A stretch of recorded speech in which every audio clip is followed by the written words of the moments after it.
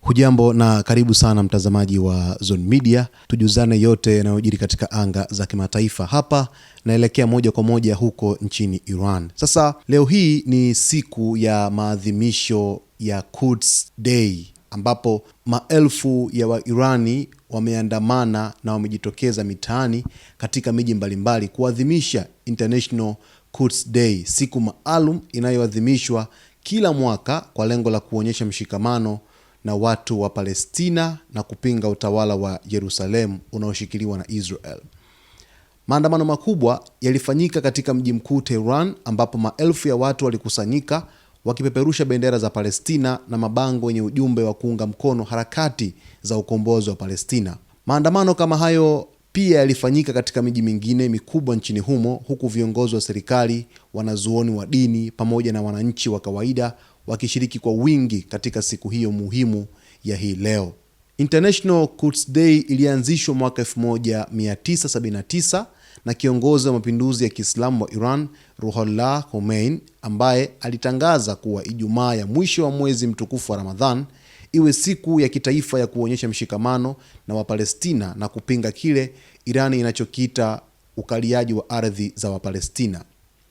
Katika hotuba na ujumbe uliotolewa wakati wa maandamano hayo, viongozi wa Iran walisisitiza kuwa siku ya Quds ni ishara ya mshikamano wa Waislamu na watu wanaopinga ukandamizaji duniani. Pia walitoa wito kwa jamii ya kimataifa kuunga mkono haki za Wapalestina na kutafuta suluhisho la kudumu la mgogoro wa Mashariki ya Kati. Maadhimisho mwaka huu yamefanyika katika kipindi ambacho kuna mvutano wa kisiasa na kijeshi katika Mashariki ya Kati, ambapo mvutano huo unazidi kuongezeka siku hadi siku, hali inayofanya maandamano hayo kupewa uzito mkubwa wa kisiasa na kidiplomasia. Katika baadhi ya maeneo, viongozi wa Iran wamesema siku hiyo inaonyesha mshikamano wa taifa hilo na washirika wake katika kile wanachokiita muhimili wa upinzani dhidi ya Israel pamoja na washirika wake. International Quds Day pia huadhimishwa katika nchi nyingi duniani, ambapo makundi mbalimbali ya watu huandaa mikutano na maandamano ya kuunga mkono Palestina na kujadili mustakabali wa mzozo wa Mashariki ya Kati.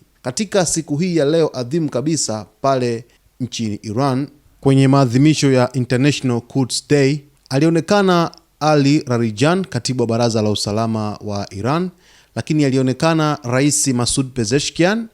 akihudhuria maadhimisho hayo, lakini pia alionekana waziri wa mambo ya nje wa Iran Abbas Araghchi akihudhuria katika Quds Day, lakini pia walizungumzia kwa jinsi ambavyo watu wa Iran wameonyesha umoja mkubwa sana katika maadhimisho hayo ya Quds Day. Lakini vile vile, licha ya mashambulizi ambayo yamekuwa yakiendelea ya Marekani pamoja na Israel,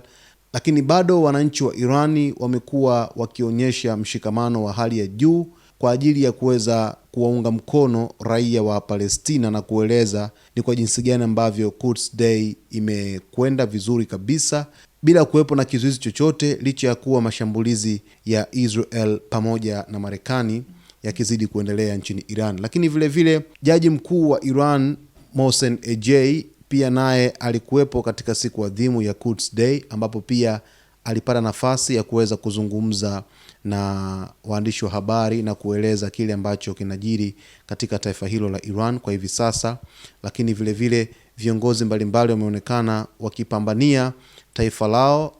kuonyesha mshikamano na raia ambao walikuwa wamekusanyika kwa ajili ya kuweza kuonyesha mshikamano kwenye siku ya Quds Day huko nchini Iran. Kitu ambacho kimependeza kwa watu wengi ni kwa jinsi ambavyo raia wa Irani hawana hofu yoyote dhidi ya vita hivi ambavyo vinaendelea kwa hivi sasa katika taifa lao,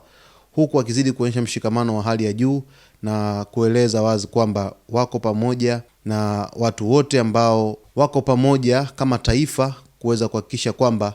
mambo yanakwenda vizuri kabisa, licha ya kuwa kuna changamoto za hapa na pale kwenye masuala ya vita. Basi mtazamaji wetu, kuna mengi sana ambayo utakwenda kuhabarika leo hii. Cha msingi tu ni kuweza kuwa karibu na Zone Media wakati wote kwa kusubscribe channel yetu, kulike, kucomment pamoja na kushare.